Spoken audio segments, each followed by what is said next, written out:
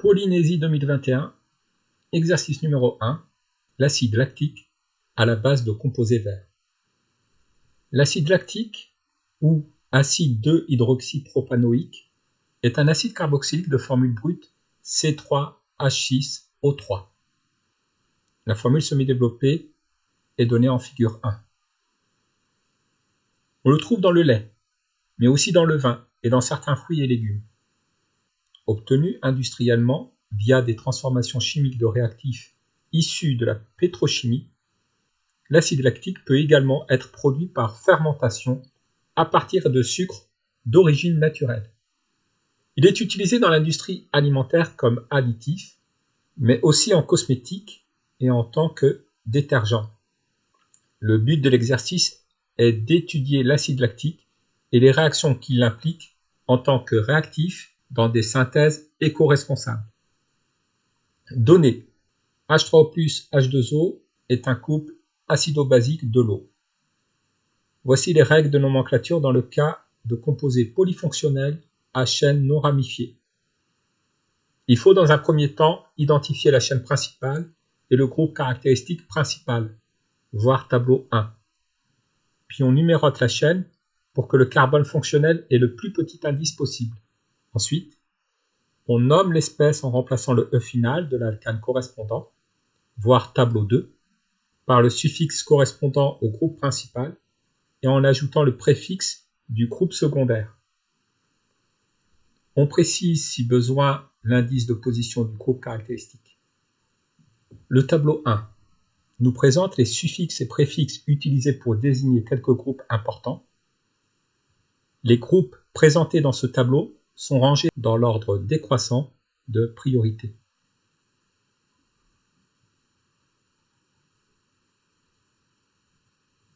Le tableau 2 nous rappelle la nomenclature des alcanes linéaires. Étude du caractère acide de l'acide lactique. Le nom de cette molécule en nomenclature officielle est acide 2-hydroxypropanoïque. Exploiter les règles de nomenclature fournies dans les données pour justifier son nom.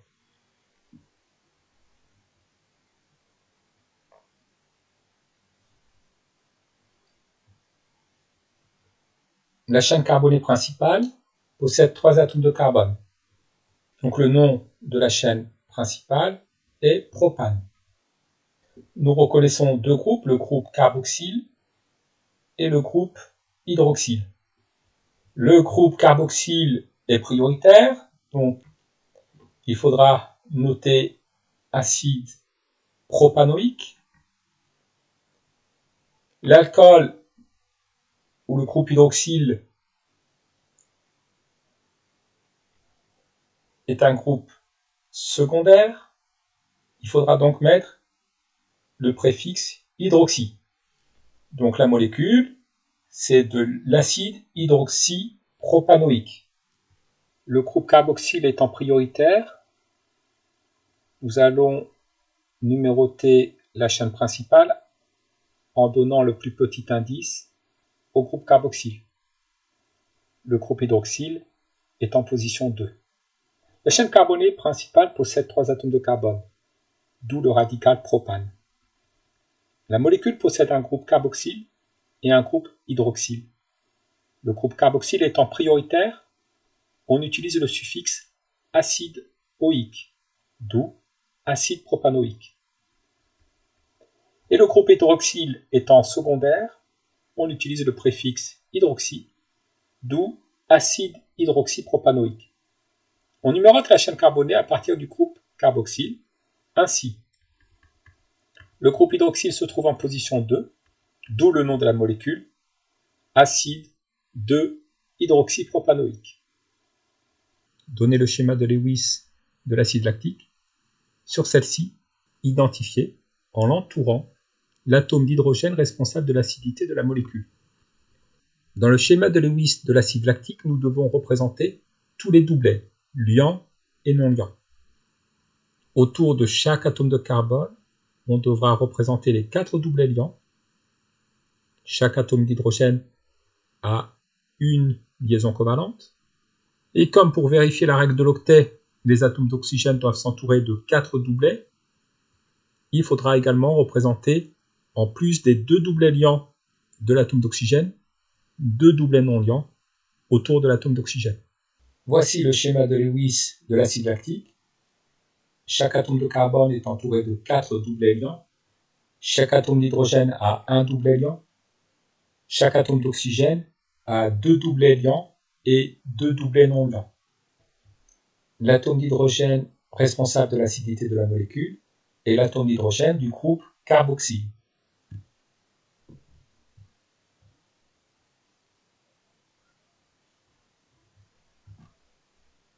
Écrire la formule semi-développée de l'ion lactate, base conjuguée de l'acide lactique. Pour écrire la formule semi-développée de l'ion lactate, il suffit de retirer l'atome d'hydrogène du groupe carboxyle et de retirer une charge positive. Voici la formule de l'ion lactate. Pour l'obtenir, nous avons retiré un ion H+, donc cet atome d'oxygène se retrouve avec une charge négative. On notera par la suite HA, l'acide lactique, et A- l'ion lactate. La valeur du pH d'un lait est égale à 6,4. La valeur de la concentration standard C0 est égale à 1 mol par litre. Pour ce lait, calculez la valeur de la concentration en ion oxonium H3O+. Le pH d'une solution est égal à moins logarithme de concentration en ion oxonium divisé par concentration standard C0. Le logarithme de la concentration d'ion oxonium sur C0 est égal à moins pH. Pour accéder au rapport concentration d'ion oxonium sur C0, nous allons composer par la puissance de 10, fonction réciproque du logarithme.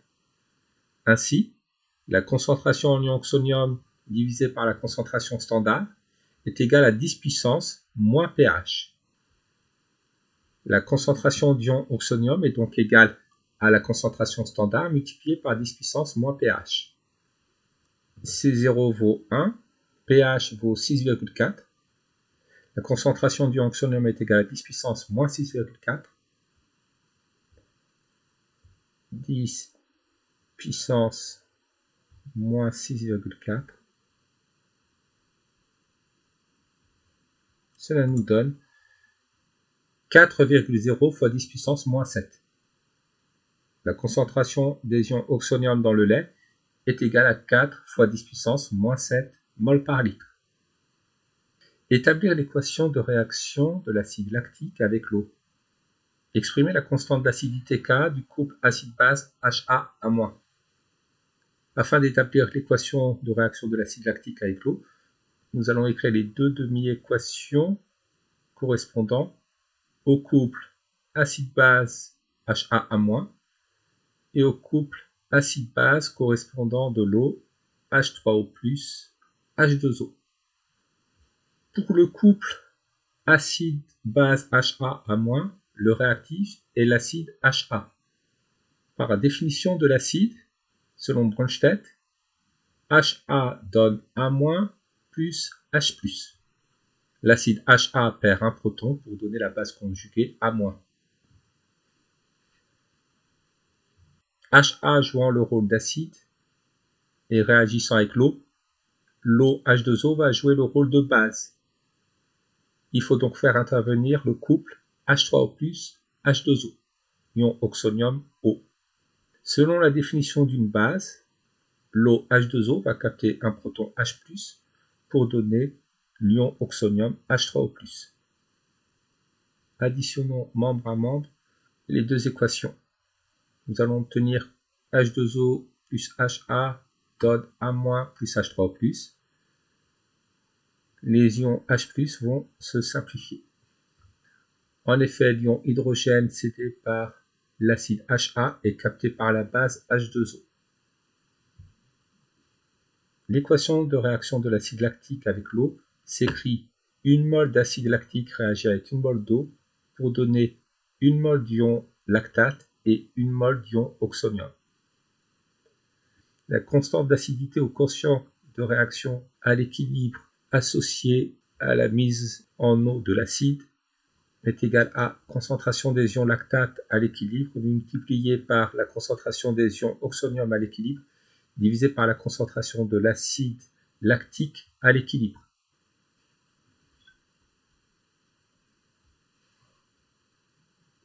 À partir de l'expression de la constante d'acidité Ka du couple acide lactique ion lactate, retrouvez la relation pH est égal à pK plus logarithme du rapport de la concentration des ions lactate sur la concentration de l'acide lactique. Repartons de l'expression de la constante d'acidité.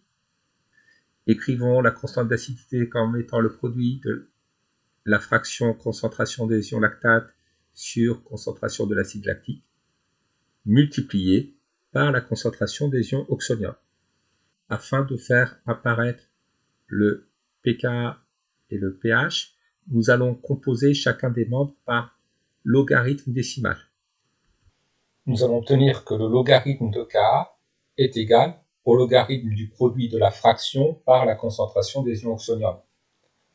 Or, le logarithme d'un produit est égal à la somme des logarithmes. Donc, le logarithme de la fraction multiplié par la concentration des ions oxonium sera égal au logarithme de la fraction plus le logarithme de la concentration des ions oxonium. Logarithme de Ka est égal à logarithme de la fraction concentration des ions lactate sur concentration de l'acide lactique plus logarithme de la concentration des ions oxonium à l'équilibre. Logarithme de Ka est égal à moins pK et logarithme de la concentration des ions oxonium à l'équilibre est égal à moins pH. Nous obtenons moins pK est égal à logarithme de la concentration des ions lactate sur la concentration de l'acide lactique moins pH. Changeons de membre moins pK et moins pH. Nous obtenons alors pH est égal à pK plus logarithme de la fraction concentration de l'ion lactate sur concentration de l'acide lactique.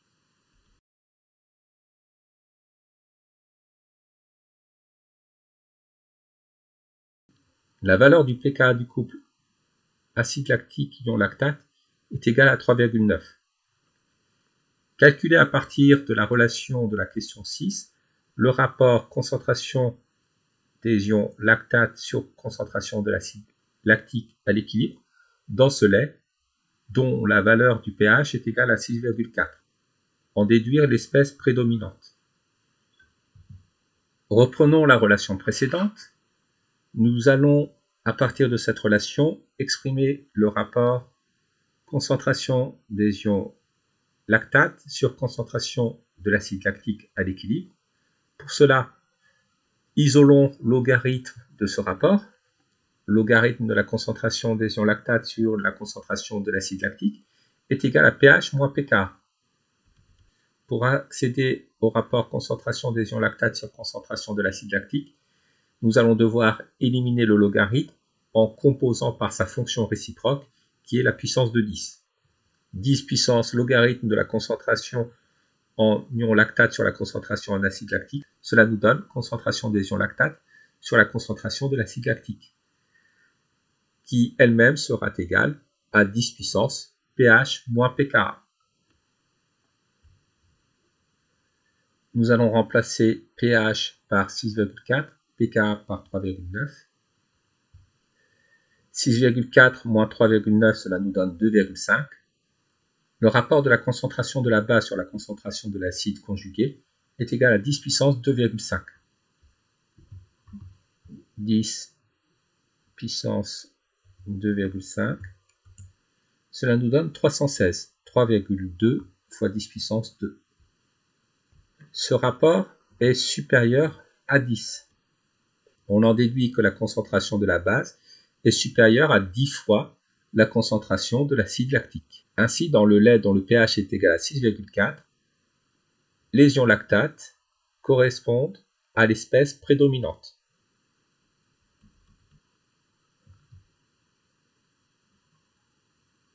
Tracez le diagramme de prédominance du couple acide lactique ion lactate. On trace un axe des pH. Sur cet axe des pH, on place le pK du couple acide-base. Pour un pH inférieur au pK, c'est l'espèce acide AH qui prédomine. Et pour un pH supérieur au pKa, c'est l'espèce basique A- qui prédomine. À l'aide du diagramme de prédominance, vérifiez que l'espèce prédominante pour ce lait est en accord avec la réponse à la question 7. Nous plaçons le pH du lait sur le diagramme de prédominance. Ici, le pH du lait vaut 6,4. Le pH du lait est donc supérieur au pKa. C'est l'espèce basique A-, l'ion lactate, qui prédomine. Comme le pH est égal à 6,4, le pH est supérieur au pKa du couple acide lactique ion lactate. L'espèce qui prédomine est la base ion lactate A-. On donne ci-dessous le spectre infrarouge de la molécule d'acide lactique.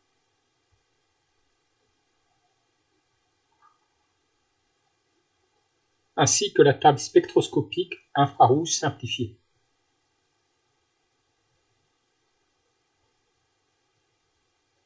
Utilisez le spectre de la figure 2 et la table spectroscopique infrarouge simplifiée afin de justifier la présence de deux liaisons caractéristiques de la molécule d'acide lactique. Ce qui serait intéressant, c'est de vérifier à l'aide du spectre la présence de la liaison OH d'un groupe hydroxyle ou celle d'un groupe carboxyle, ainsi que la double liaison CO d'un groupe carboxyle. Voyons dans quel domaine de nombre d'ondes est-ce que la molécule absorbe. Nous observons deux bandes d'absorption, une entre 1600 et 1800 cm-1, ainsi qu'une autre entre 2500 et 3600.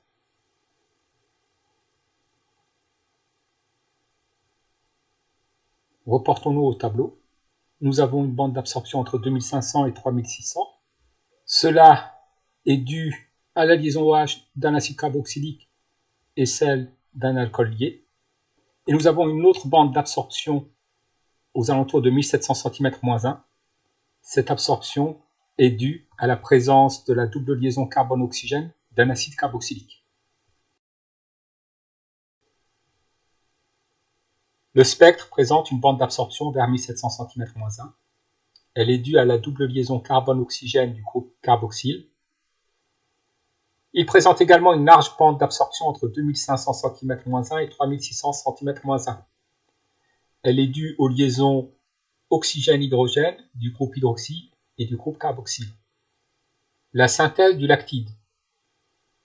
Issu de l'acide lactique, le lactide est d'origine naturelle et renouvelable. L'équation de synthèse du lactide est donnée ci-dessous. 2 moles d'acide lactique donnent 1 mol de lactide et 2 moles de molécule B. Identifiez en justifiant la molécule notée B produite lors de la réaction.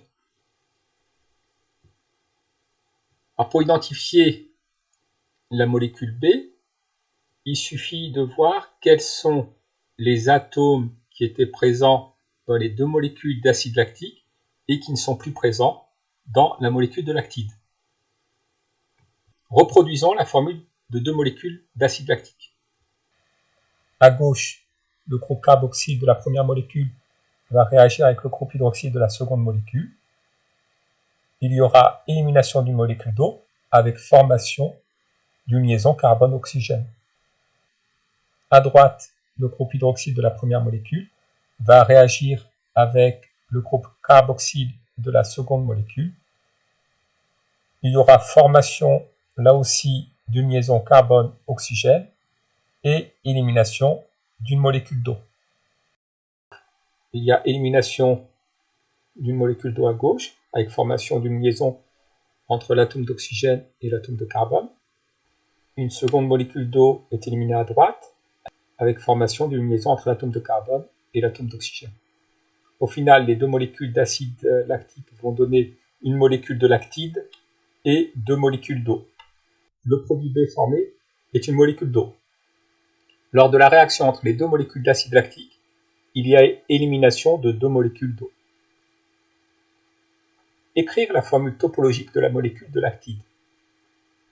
Reprenons la formule semi-développée de la molécule de lactide. dans une formule topologique, on n'indique pas les atomes de carbone, ni les atomes d'hydrogène reliés aux atomes de carbone, ni les liaisons entre atomes de carbone et atomes d'hydrogène. Par contre, les hétéroatomes, comme l'oxygène, doivent être indiqués. Les atomes d'oxygène sont bien représentés. S'il n'y a rien d'écrit au sommet des segments, c'est qu'il y a présence d'un atome de carbone. Il y a un atome de carbone ici, ici, ici, là, là et là. Les atomes d'hydrogène reliés aux atomes de carbone ne sont pas représentés. On déduit leur nombre à partir de la valence de l'atome de carbone. Nous savons qu'un atome de carbone forme 4 liaisons covalentes. Donc ici, pour cet atome de carbone, comme il y a déjà 3 liaisons covalentes qui sont représentées, c'est qu'il est lié à un atome d'hydrogène. Pour l'atome de carbone au sommet de cette ligne-là, pour l'atome de carbone situé à l'extrémité de cette ligne-là, comme on n'a représenté qu'une liaison covalente, c'est qu'il en manque 3, et ces 3 liaisons covalentes qui manquent lient l'atome de carbone à 3 atomes d'hydrogène. Sur cette formule topologique, entourée et nommée la fonction chimique présente dans la molécule de l'actide. Nous reconnaissons 2 fonctions ester dans la molécule de l'actide.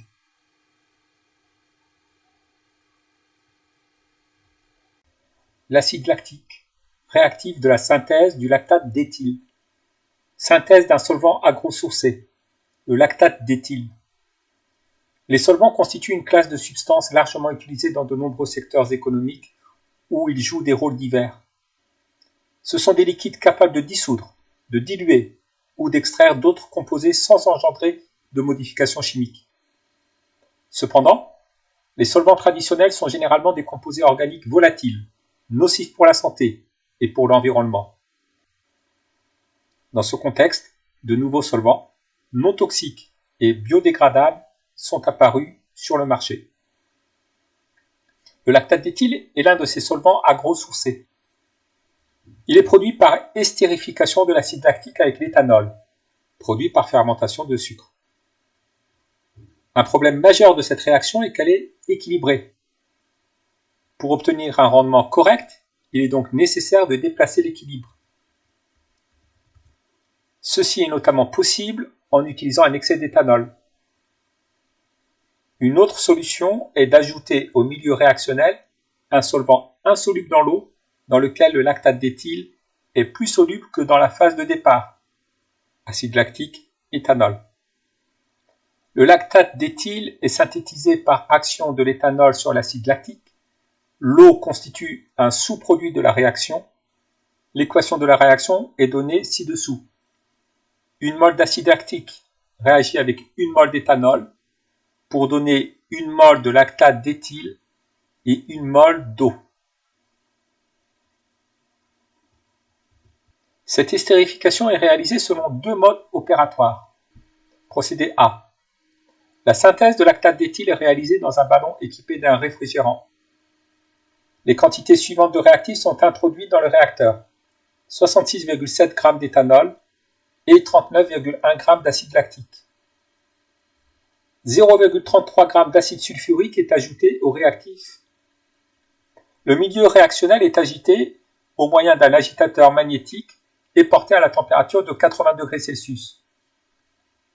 Le rendement en lactate d'éthyle en fonction de la durée de la réaction est représenté sur la figure 4. Procédé B. La synthèse de lactate d'éthyle est réalisée de la même manière que pour le procédé A, mais en ajoutant un solvant d'extraction au réactif. Le rendement en lactate d'éthyle en fonction de la durée de la réaction est représenté sur la figure 4.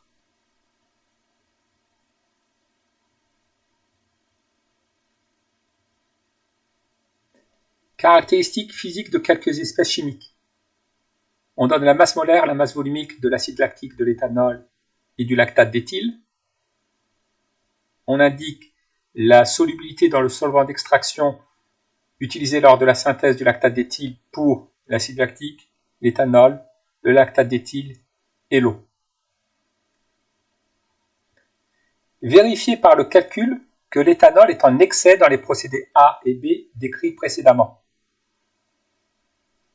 Vérifier par calcul que l'éthanol est en excès dans les procédés A et B décrits précédemment. L'équation nous précise qu'une mole d'acide lactique réagit avec une mole d'éthanol. Nous allons donc comparer la quantité d'éthanol et la quantité d'acide lactique introduit. La quantité d'acide lactique introduite est égale à la masse d'acide lactique introduit sur la masse molaire de l'acide lactique, est égale à 39,1 divisé par 90. La quantité d'acide lactique introduit est de 0,434 mol. La quantité d'éthanol introduite se calcule de la même manière. C'est la masse d'éthanol introduit divisée par la masse molaire de l'éthanol, 66,7 divisé par 46. La quantité d'éthanol introduite est de 1,45 mol. Les nombres stoichiométriques intervenant devant l'acide lactique et l'éthanol sont égaux à 1.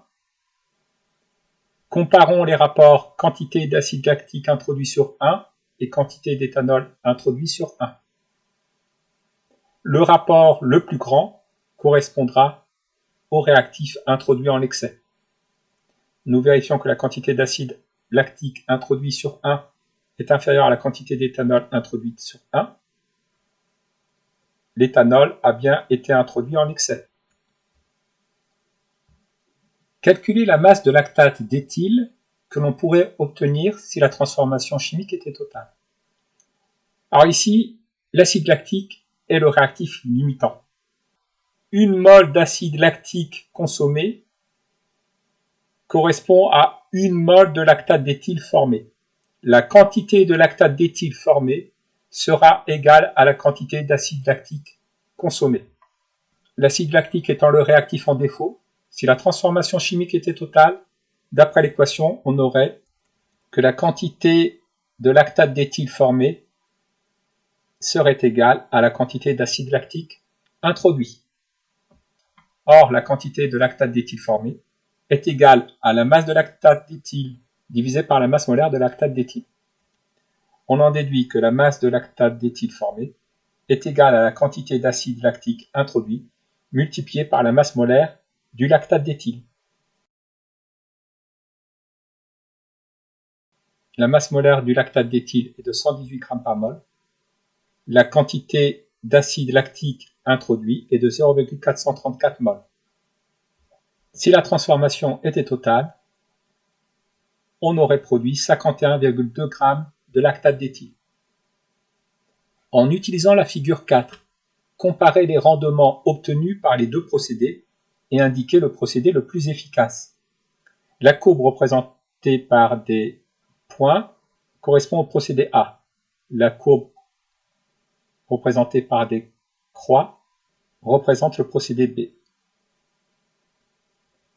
La courbe représentée par des croix est au-dessus de la courbe représentée par des points. Donc, le rendement de la réaction d'estérification suivant le procédé B est supérieur au rendement de la réaction d'estérification suivant le procédé A. Le procédé B est donc le plus efficace pour produire le lactate d'éthyle. D'après la figure 4, le rendement obtenu avec le procédé B est supérieur à celui obtenu avec le procédé A. Le procédé B est donc le plus efficace. Donner l'expression du quotient de la réaction QR d'estérification étudiée. Il faut considérer l'équation de la transformation. Le quotient de réaction s'obtient en multipliant la concentration des produits élevés à la puissance correspondant à leur nombre stoichiométrique, divisé par le produit des concentrations des réactifs élevé à la puissance correspondant à leur nombre stoichiométrique. L'eau étant le solvant, on obtient concentration du lactate d'éthyle à la puissance 1 divisé par la concentration de l'éthanol à la puissance 1 divisé par la concentration de l'acide lactique à la puissance 1. Le quotient de réaction s'écrit concentration du lactate d'éthyle divisé par la concentration de l'acide lactique divisé par la concentration de l'éthanol. Le lactate d'éthyle étant plus soluble dans le solvant introduit dans le procédé B que dans la phase de départ, acide lactique, éthanol, justifier que l'ajout d'un solvant lors de la synthèse du lactate d'éthyle permet de déplacer l'équilibre de la réaction d'estérification. Pour que l'équilibre soit déplacé vers la droite, il faut que le quotient de réaction soit inférieur à la constante d'équilibre K.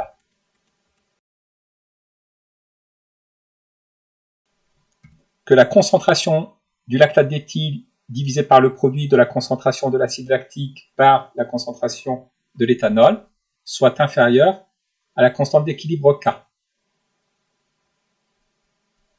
Or, le lactate d'éthyle est la seule espèce soluble dans le solvant introduit. Ainsi, lorsque le lactate d'éthyle est formé, il est aussitôt extrait du mélange réactionnel, le quotient de réaction QR diminue, voire devient nul, ainsi QR est inférieur à K, et l'équilibre est déplacé vers la droite. Le rendement augmente. Certains solvants organiques sont nocifs pour la santé et dangereux pour l'environnement. Ils peuvent dégrader la qualité de l'air ou encore contaminer les nappes phréatiques, les eaux de surface et les sols. 28 millions de tonnes de solvants organiques sont produits chaque année. Évaluer le volume d'éthanol nécessaire à la substitution de 80% en masse des solvants organiques par des solvants agrosourcés. On fera l'hypothèse que la totalité du solvant agrosourcé produit est du lactate d'éthyle obtenu par le procédé B décrit précédemment. Comparez cette valeur au volume d'éthanol produit annuellement dans le monde, à savoir 120 milliards de litres. Calculons tout d'abord la masse de lactate d'éthyle qui remplacerait 80% des 28 millions de tonnes de solvants organiques. La masse de lactate d'éthyle réellement obtenue par le procédé B devrait être de 0,80 multiplié par la masse des solvants organiques. 28 millions de tonnes, cela correspond à 28 fois 10 puissance 6 tonnes. Une tonne, cela correspond à 10 puissance 3 kg, c'est-à-dire 10 puissance 6 grammes. Donc 28 millions de tonnes, c'est 28 fois 10 puissance 6 multiplié par 10 puissance 6, 28 fois 10 puissance 12 grammes. La masse de lactate d'éthyle réellement obtenue par le procédé B devrait être de 2,2 fois 10 puissance 13 grammes. Or, avec le procédé B, on a un rendement de 82%. Calculons la masse de lactate d'éthyle qu'on aurait pu produire si la transformation chimique avait été totale. Le rendement de la synthèse est égal au rapport de la masse de lactate d'éthyle effectivement produite divisé par la masse de lactate d'éthyle obtenue si la transformation était totale. La masse maximale de lactate d'éthyle qui aurait été produite si la transformation était totale s'obtient en divisant la masse de lactate d'éthyle effectivement produite par le rendement de la synthèse. 2,2 multiplié par 10 puissance 13 divisé par 0,82, cela nous donne 2,7 fois 10 puissance 13 grammes. Calculons maintenant la quantité maximale de lactate d'éthyle qui aurait été produite si la transformation était totale en divisant la masse de lactate d'éthyle par sa masse molaire. 2,7 10 puissance 13 divisé par 118, cela nous donne 2,3 fois 10 puissance 11 mol. Or, d'après l'équation, si la transformation est totale, la synthèse d'une mol de lactate d'éthyle nécessite la consommation d'une mol d'éthanol. Donc, la quantité d'éthanol nécessaire à la synthèse est égale à la quantité de lactate d'éthyle qu'on aurait obtenue si la transformation était totale. La quantité d'éthanol nécessaire à la synthèse est donc de 2,3 fois 10 puissance 11 mol. La masse d'éthanol correspondante s'obtient en multipliant la quantité d'éthanol par la masse molaire de l'éthanol. 2,3 fois 10 puissance 11 multiplié par 46, la masse d'éthanol nécessaire serait donc de 1,1 fois 10 puissance 13 grammes. Le volume d'éthanol correspondant s'obtient en divisant la masse d'éthanol par la masse volumique de l'éthanol. La masse volumique de l'éthanol est de 0,789 grammes par centimètre cube, ou bien encore 0,789 grammes par millilitre. La masse d'éthanol est de 1,1 fois 10 puissance 13 grammes. Nous obtenons un volume d'éthanol de 1,3 fois 10 puissance 13 millilitres. Divisons par 1000 pour convertir en litres. Le volume d'éthanol nécessaire à la synthèse est de 1,3 fois 10 puissance 10 litres, ce qui correspond à 13 fois 10 puissance 9 litres ou 13 milliards de litres. Comparé aux 120 milliards de litres d'éthanol produits annuellement, le volume d'éthanol nécessaire à la synthèse du solvant agrosourcé représente 13 divisé par 120, c'est-à-dire 11% du volume d'éthanol produit annuellement dans le monde.